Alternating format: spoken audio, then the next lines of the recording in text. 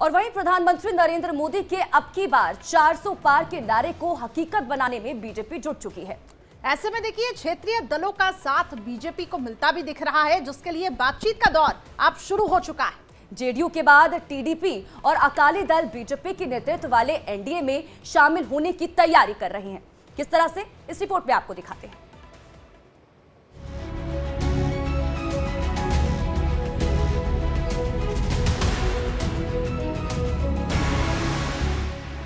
लोकसभा चुनाव की घड़ी जैसे जैसे नजदीक आ रही है, सियासी पार्टियों में उठापटक भी तेज हो गई है।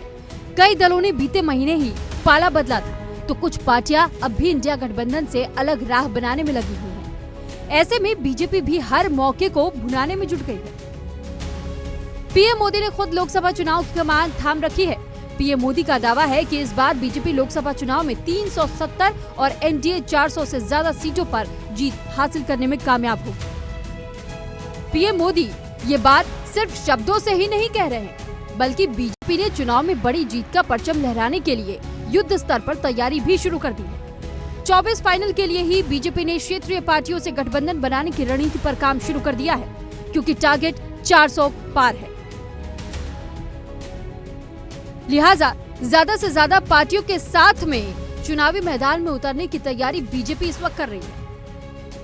आगामी लोकसभा चुनाव को लेकर बीजेपी के आरएलडी के नेता जयंत चौधरी के साथ सीटों को लेकर के चर्चा चल रही है, लेकिन अब टीडीपी यानी कि तेलुगु देशम पार्टी भी बीजेपी से संपर्क साध रही है। इसके लिए टीडीपी के अध्यक्ष चंद्रबाबू नायडू संभावनाएं तलाशने के लिए दिल्ली पहुंचे और बीजेपी अध्यक्ष जेपी नड्डा के साथ गृह मंत्री अमित शाह से भी मुलाकात की। तो इन दिनों शिवसेना यानी यूबीटी के अध्यक्ष उद्धव ठाकरे के तेवर भी बदले बदले दिख रहे हैं। वहीं शिरोमणि अकाली दल के साथ भी बीजेपी की बातचीत का दौर शुरू हो गया है।